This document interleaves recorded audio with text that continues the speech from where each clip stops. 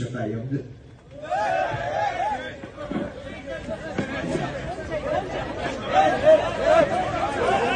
આ પોલીસ વાળા અગાઉથી બચાવવા આવી ગયા, તેને ખબર હતી આ મારવાનો છે, એ પ્લાનિંગ થી આવેલા. પછી જો આ બચાવવા તરત આવી ગયા, ગુંડા લફંગાઓને બચાવવા તરત આવી ગયા બધા પોલીસ વાળા. આજ રોજ જામનગર ખાતે આમ આદમી પાર્ટી દ્વારા ગુજરાત જોડો કાર્યક્રમ અંતર્ગત આ ટાઉન હોલમાં એક કાર્યક્રમનું આયોજન કર્યું હતું.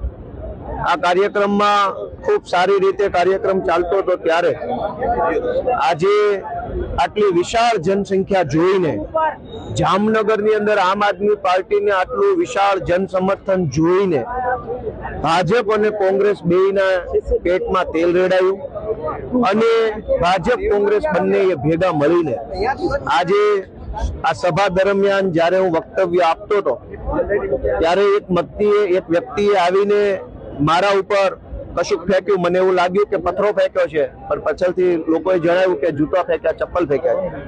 દોસ્તો, હું જયારે બોલતો હતો ત્યારે હું દારૂ અને ડ્રગ્સ ઉપર વાત કરી રહ્યો હતો, ત્યારે હું આમ જનતાને સરકારી કચેરીમાં જે તકલીફ પડે છે એની ઉપર વાત કરી રહ્યો હતો. આમ જનતાને સરકારી કચેરીમાં કોઈ તકલીફ પડે છે એ મુદ્દો ઉઠાવવો ગુનો નથી.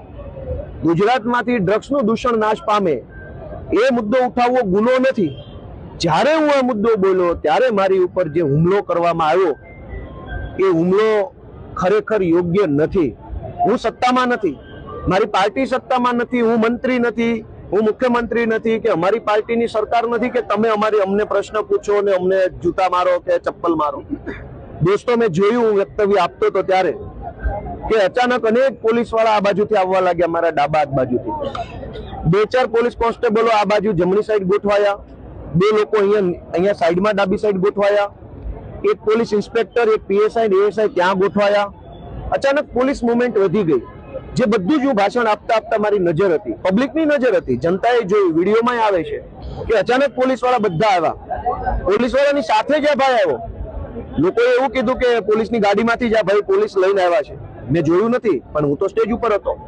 અચાનક પોલીસ વાળા આવ્યા, આ ભાઈ આવ્યો અને જેવું એને મારા ઉપર ફેંક્યું ચપ્પલ, તરત જ પોલીસે એને એસ્કોર્ટ કરી લીધો.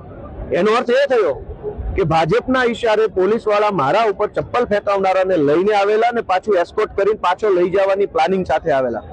જો એ માણસ પોતાની મરજીથી આવ્યો હોત તો પોલીસ એસ્કોર્ટ કેવી રીતે?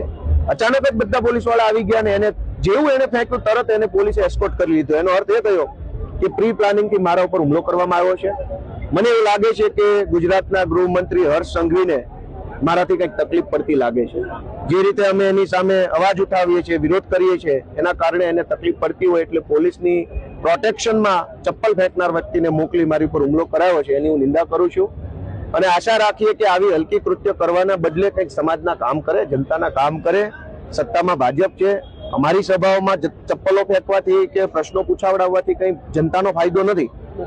ભાજપની સત્તા છે, અમને રોકવા હોય, અમને રાજનીતિક રીતે આગળ ન વધવા દેવા હોય તો ભાજપે અમારી સભા ડિસ્ટર્બ કરવાના બદલે જનતાનું કામ કરવું જોઈએ, જનતાને મદદરૂપ.